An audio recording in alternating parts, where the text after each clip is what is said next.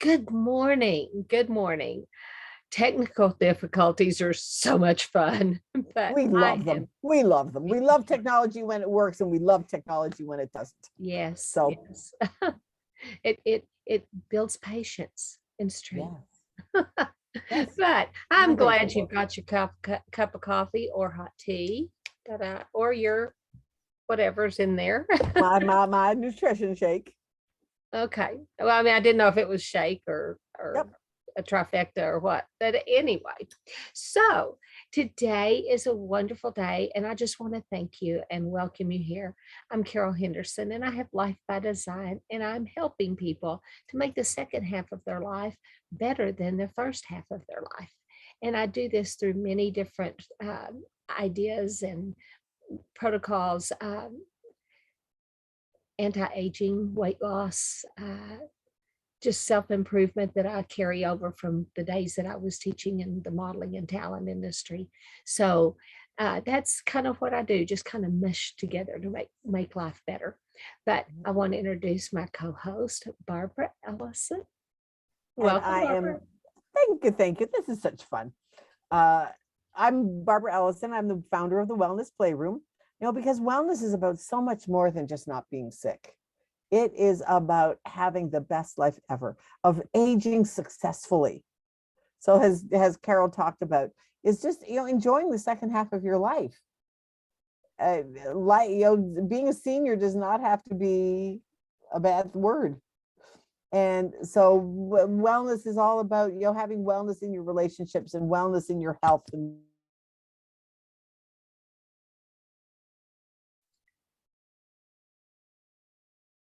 what we do, how we can work it. And and if it's something that you want to do, great, come join me. If not, that's okay too. But you get to work on the stuff that you want to work on when you want to work on it.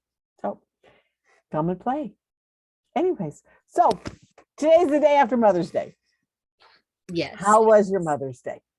It was great. It was great. Very peaceful and calm. So don't you have some statistics for us? I do. And you know what? I have to, okay, I'm going to tell on myself for a minute.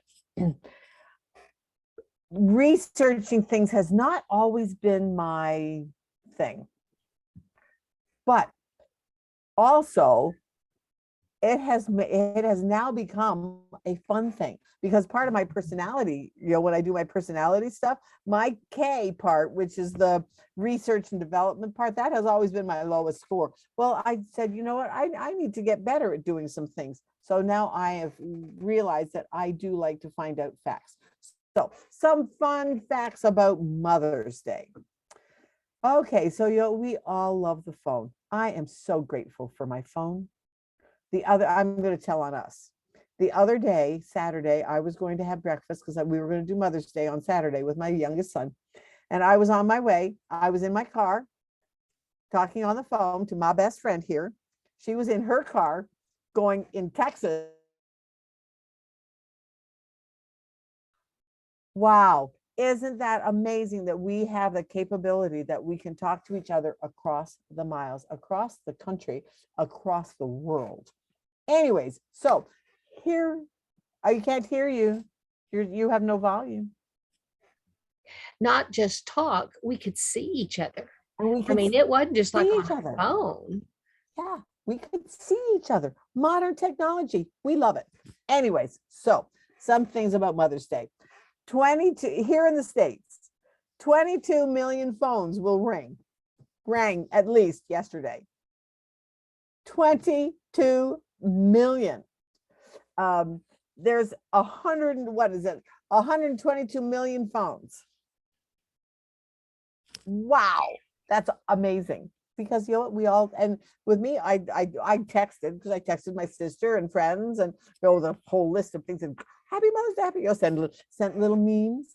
Did you send a meme? Okay, everybody put in the comments, did you send a meme yesterday? I did. I did.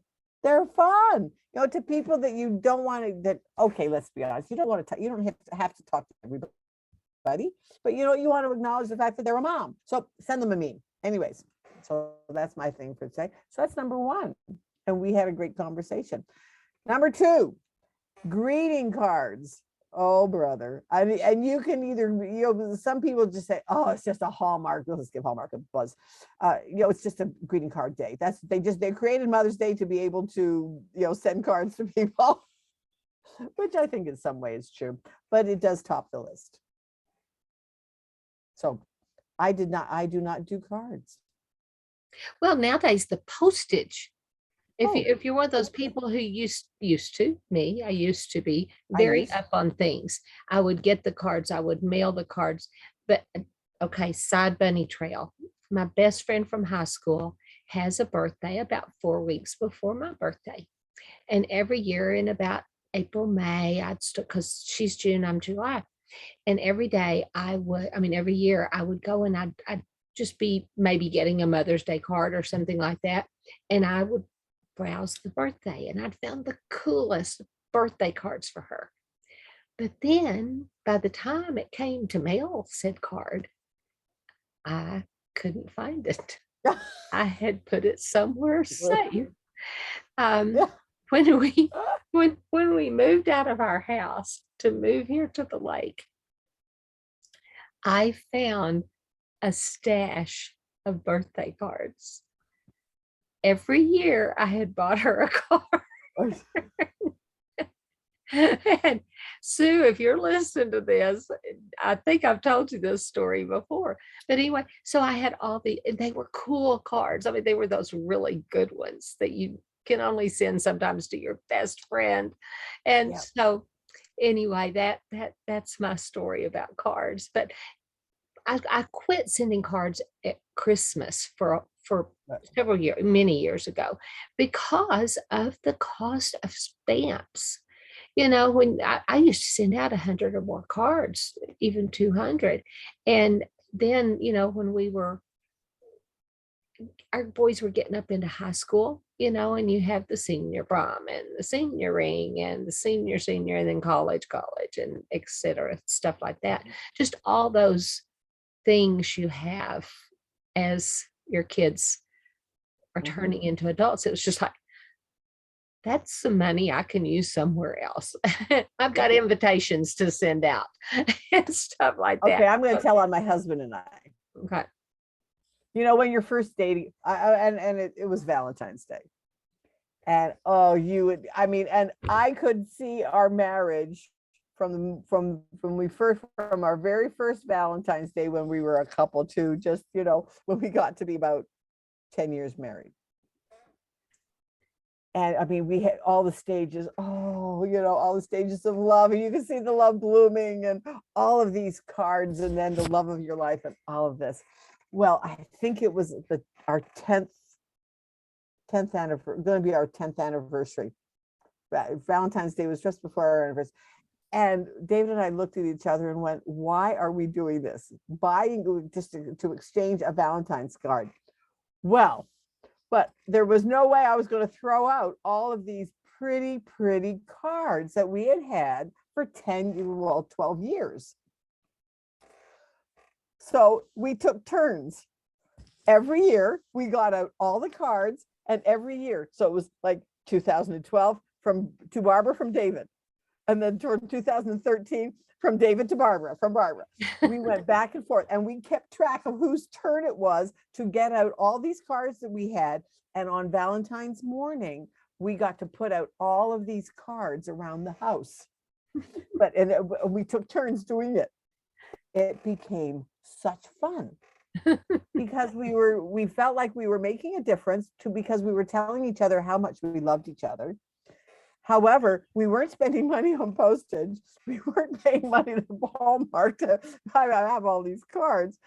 And we were saving the planet in recycling because we were recycling the cards every year. And when he passed away, I got them. And you know what? And to tell you the truth, right now, I think I still have them. Yeah. And the year after he passed, the February after he passed away, I got out all the cards and I read every one of them. And the tears, and because he was the love of my life, and now I'd lost him. And so that was just such a fun memory of cards. So you know what? If you're a card person, hey, go for it. Well, and Go there for are it. the 4 love languages, and Definitely. my oldest son, his love language is words and cards. Yes. And cards. Then there are people who like the gifts, the people who like the hugs, Yeah. and With me, just I'm a hug. Send me a meme. yeah, and I don't remember what the fourth one is now. Uh, but there's like gifts. Oh, acts of kindness. That's right. Yeah, Yeah. acts of kindness. And we tend to, I used to teach this at seminars, but we tend to give people what we want. So think about it. What do you tend to give if you don't know what your love language is? But also, have you ever seen somebody and you gave them a beautiful card, so to speak, and they're like, oh, thank you. Bye. Oh, Yeah. wonderful. Because yeah. But you give them a gift and but or somebody else that it's just they just want the hug. They just want to be That's hugged me. and Just hug nurtured, me. and Hug then me and give me a flower. yeah, and then there's the people that it's like go wash their dishes, clean their house, and they are over the moon about it that you had, and it's not so much that you got work done for them, but it's that you took the time to do something like that. And if you listen to people long enough, you can usually figure out a close, Yeah. and that's similar to Barbara's Bank, but it's very different. Yeah. There are so many different That's the things that ways. people value. The things Mhm. that people value, their love language. Yes. So yeah, absolutely. Absolutely. So a little bit of history about Mother's Day. How okay, I think I should you know what I shouldn't have told you. I should okay. Who has a guess? Put it in the comments when you think Mother's Day became official. I had to Google it. Google is my friend. So the Mother's Day was made official on May 9th, 1914. Yeah, we should have celebrated. I think Hallmark did have 100 years. I think they did do a 100-year thing. I'll have to look back. I'll have to research that and see. I think they did. I A think they did. I chance think to call Google. a chance to call Google. Anyway, but one of the things I have been in the restaurant business for 40 years. Well, since my youngest was a baby. That's when I first went into the restaurant business, and I have done everything from a shot in a beer joint to being a fine dining restaurant where I wore a tux. So tableside service, the whole 9 yards. So, and this statistic is absolutely true, no matter what kind of a restaurant you are in. Mother's Day is the busiest restaurant day ever of the year. It's your busiest day. Because why? Moms, that's their day off. They don't want to cook. And they want to celebrate with their family. So what do? They go out. Although, can I tell on myself for a minute? When David and I got engaged, my oldest son looked at him. I don't know if I think I've told you this, but he looked at David and said, David, I'm so happy you're marrying my mom. You're going to make her really happy. You do know, though, she doesn't cook or shop. And David said, yeah, I know that. So it's like, it was, yeah. So we tend to do, in fact, my son and I, we had Mother's Day on Saturday. We went out for breakfast, my youngest son and I, and it was so nice. But we talked about that, is that it was just, like, because last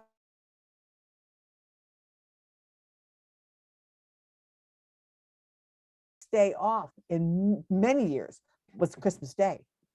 And that was because the restaurant was closed on those 2 days. In between was Zoo City. Zoo City. And Father's Day. And those are you judged your year by the big things in the restaurant business. And so he said, yeah, we loved it because you didn't cook, you didn't shop. We always went out. We went to a nice restaurant and they could order whatever they wanted off the menu. And of course, what did they always order? Lobster. Always. Well, I have a question for you. Sure. what is your favorite thing you did with your boys that you would like to share with people? Your favorite, I guess, win is the wrong word, but it kind of puts it into context.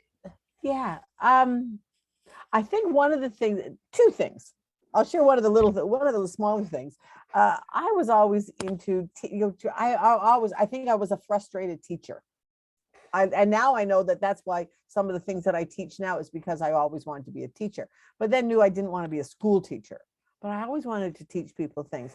So when my kids, when they were first learning math, I taught them how to play cribbage, which is a card game that they had to count.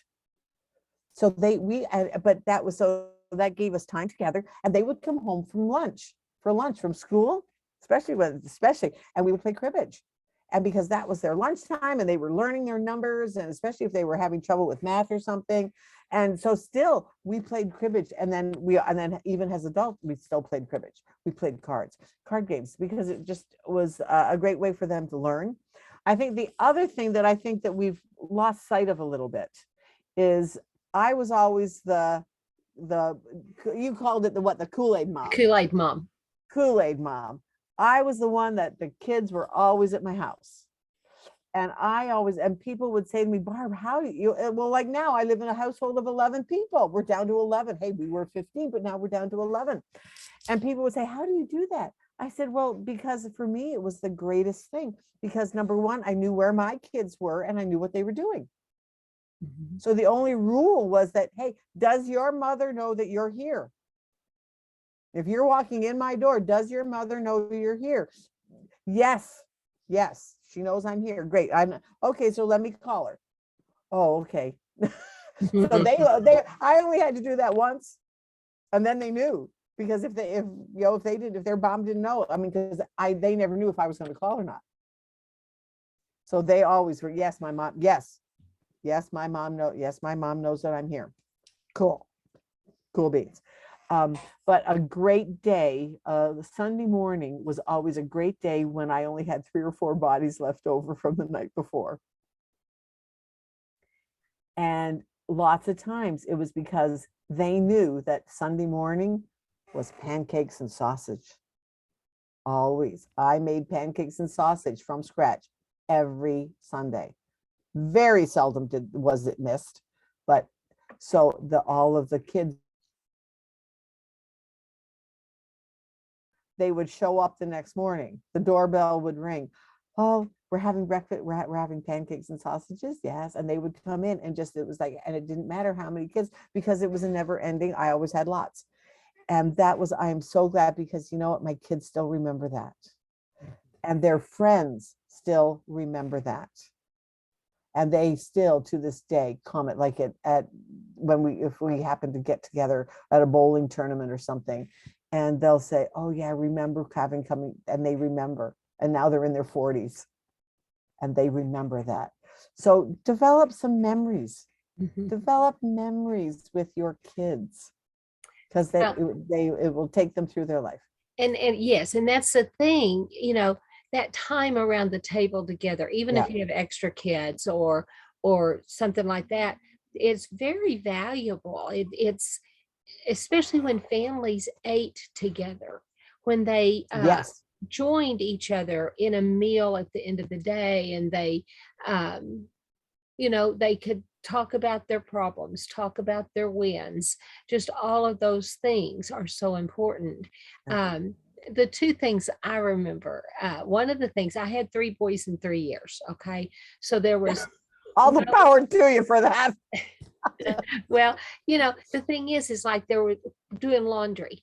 There's no size difference of any consequence in their clothes. Oftentimes they all dressed, I dressed, especially on like school field trips and stuff, I would dress them all the same. And now schools do that. They do their little school t-shirts, but because I could spot them, I could spot if we were at a park or something and everybody's out running, I could spot the boys. So that was one thing I did. But one thing that I did for them is I color coded them. And it started when our middle son was about a toddler. And he gravitated to blue, and his eyes were this, all of them were blue, but his were this piercing, just crisp blue. And he gravitated to that color and stuff. And so, you throw things down and that would be the color he'd go to. And I'm like, and it's like ding, ding, ding, ding. God gave me a good idea. And I have shared this so many times, but Brad was red, Aaron was blue, and Jordan was yellow. And that right there, cups on the counter. And I think, did I share this at one? I think one other time. Yeah. But you know what? It's always a good idea to share stories. Well, I'm Stories don't thinking get it old. may have been on a different platform.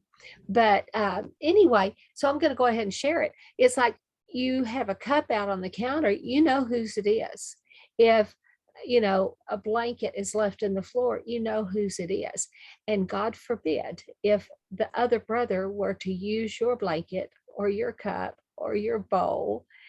Number one, it kept them healthier, but also everybody policed each other. And I didn't have to do it, because if somebody went and got something, say whoever had not done their dishes, done, because we rotated jobs also. Right. But if they hadn't rotated, if they hadn't done their dishes and such, and there were cups there and your cup isn't there, well, you can wash your cup or you can do without, but don't get your brother's cup and use it and leave it out, because your brother might take you down at our house. So lots of testosterone around our house. That was one of the things. And the other thing, when we were in Dallas and the boys were very young, my third one was born down there. And I had friends that had a thing called family night, and it was one night a week, every week, command performance. And we instituted that and clear up through when people started getting jobs and really didn't have control. But it was we chose Wednesday night. Our church didn't have church on Wednesday night. At that point, when they were little, soccer teams didn't play. And so, like during the dinner hour, maybe right after school, but there were no school activities. There was nothing on Wednesday nights. I live in the Bible Belt, the buckle of the Bible Belt. So that maybe not have held true for other areas, but it did for us. It was command performance. You had to be there. No friends. It was only the people living in the house. Now, there was a time when other people lived with us. The boys had friends living with us for whatever reason or something like that. Well, it was command performance for them also, and no friends. We would have dinner around the table together, unless we did like something fun, like a picnic. Right. A picnic type thing, but we would all eat together, and we would choose an event, typically not a movie, but more a game, something where we're interacting. Occasionally we would, do a picnic in front of the TV for a movie night, but that was the rarity, because I wanted the interaction. I wanted the family dynamic.